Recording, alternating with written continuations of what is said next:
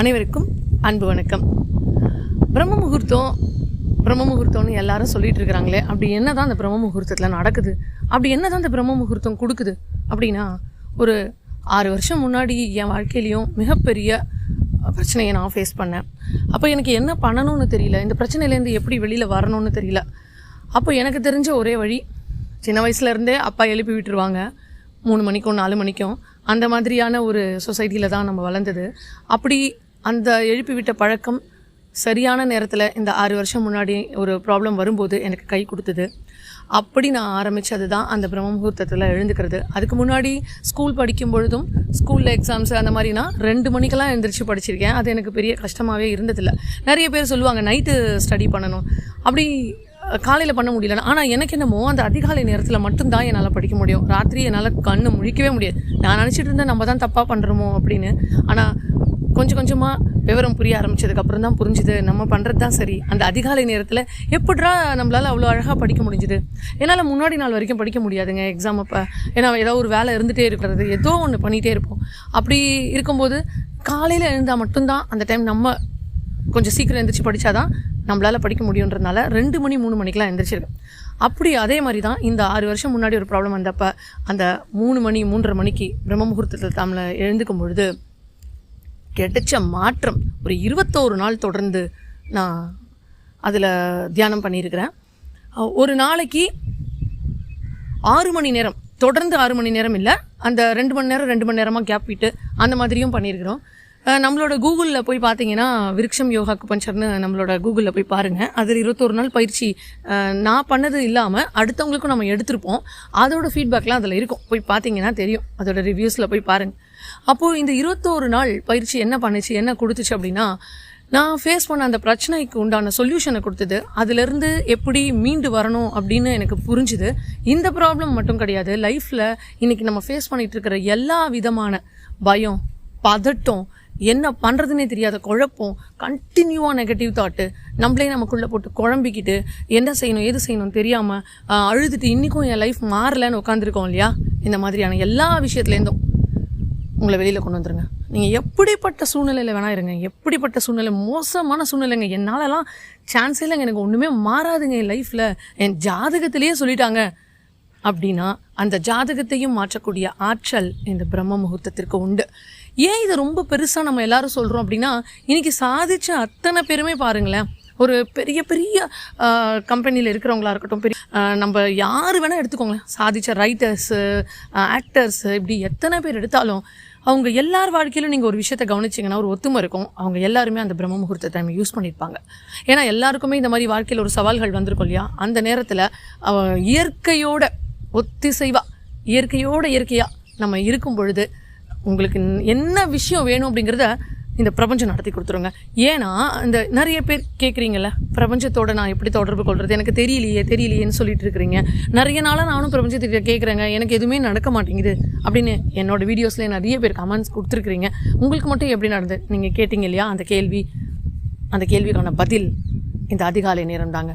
நான் பண்ணதெல்லாம் இந்த அதிகாலை நேரத்தில் எழுந்திருச்சேன், அவ்வளோதான். நான் உங்களுக்கும் அதே தான் சொல்கிறேன், நீங்களும் அதிகாலை நேரத்தில் எழுந்துருங்க.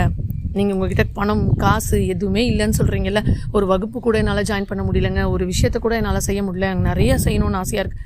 அப்போ இது எல்லாத்துக்கும் மாற்றணும்ல. இது இப்படியே இருந்தால் செய்ய முடியலன்னா அதுக்கு செய்யறதுக்கு என்ன பண்ணணும் அப்படின்னா, ஒன்றுமே நீங்கள் பண்ண வேண்டாம். முதல்ல இந்த அதிகாலை நேரத்தில் எழுந்துக்க பழகுங்க.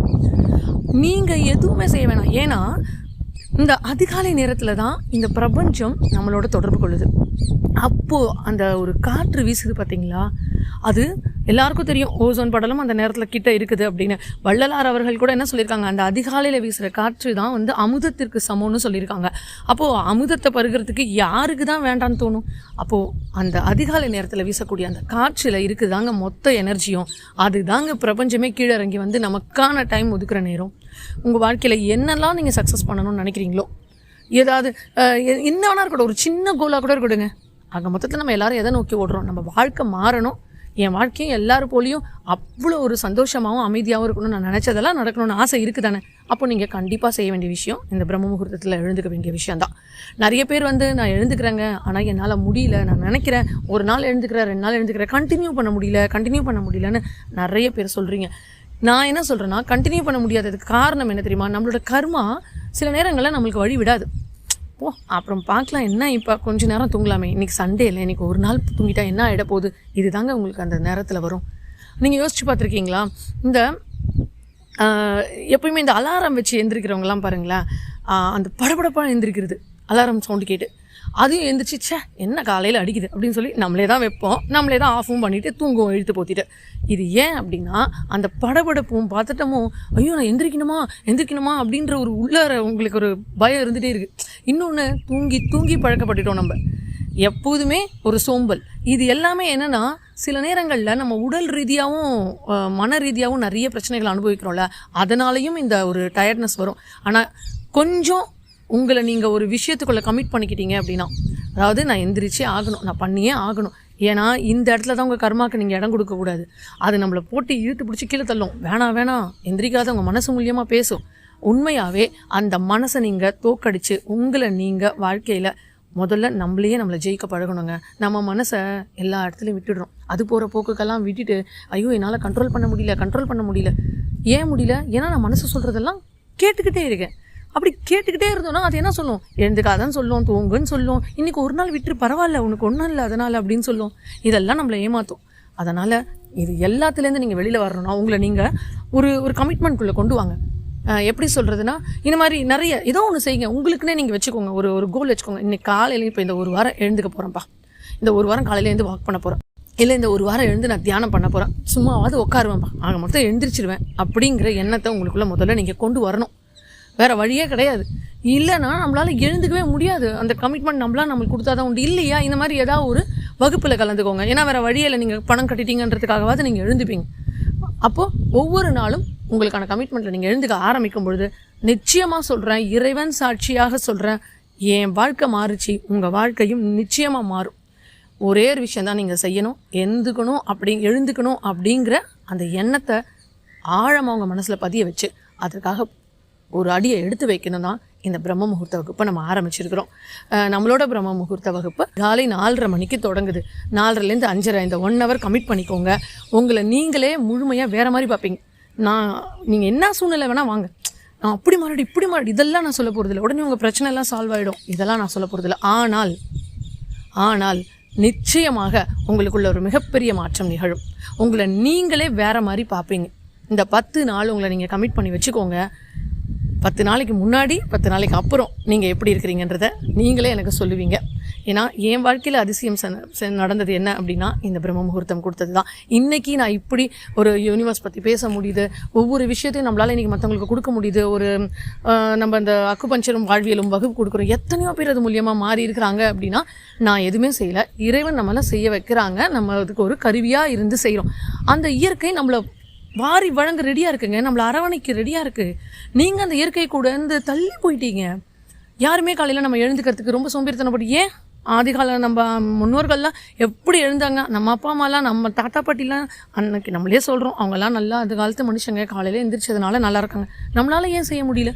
ஏன்னா நம்ம ரொம்ப இயற்கையை விட்டு தள்ளி போயிடும். ராத்திரி லேட்டாக தூங்குறது, 10 மணி 11 மணி, அப்போ எப்படி காலையில் எழுந்துக்க முடியும்? ஸோ அப்போது இந்த காலையில் எழுந்துக்கணும் அப்படிங்கிற ஒரு கமிட்மெண்ட்டை நீங்கள் கொடுக்கும் பொழுது ஆட்டோமேட்டிக்காக ராத்திரி நீங்களே சீக்கிரம் தூங்க போயிடுவீங்க. ஏன்னா அந்த அதிகாலையில் எழுந்திருக்கும் போது அன்றைக்கி டே ஃபுல்லாக நீங்கள் ஒர்க் பண்ணி ஈவினிங் ஆகும்போது ஆட்டோமேட்டிக்காக உங்களுக்கு தூக்கம் வந்துடும். இது மூலியமாக உங்கள் உணவு மாறும், உங்களோட நடவடிக்கை மாறும், உங்கள் மனசு மாறும். எந்த விதமான மன அழுத்தம், பிரச்சனை, உறவுகளால் பிரச்சனை, பணச்சிக்கல், ஒரு பிஸ்னஸ்க்கு எனக்கு சரியாக வரல, இது முக்கியமாக படிக்கிற குழந்தைகளுக்கு இந்த வகுப்பு ரொம்ப ரொம்ப ஹெல்ப்ஃபுல்லாக இருக்கும். ஏன்னா நம்ம என்ன பண்ணவும் சக்ஸஸ் பண்ண முடியல, மார்க் எடுக்க முடியலன்னு போராடிட்டு இருக்கிறீங்க அப்படின்னா உங்கள் குழந்தைங்களையும் இதில் கலந்துக்க சொல்லுங்கள். ஸோ இந்த பிரம்ம முகூர்த்தம் ரெடியாக இருங்க, பெரிய சேஞ்சஸை பார்க்க போகிறீங்க. இதை நான் சொல்லலை, அந்த இயற்கை, அந்த பிரபஞ்சம் தான் உங்களுக்கு நடத்தி கொடுக்க பொழுது. ஸோ பிரபஞ்சமே உங்களை அரவணைக்க ரெடியாக இருக்குது. இந்த பிரம்ம முகூர்த்த நேரம் மிக அற்புதமாக உங்கள் வாழ்க்கையை மாற்றக்கூடிய நேரமாக இருக்கும். நீங்களும் இதில் எழுந்து தியானம் செய்து பலன் பெறுங்கள். நன்றி.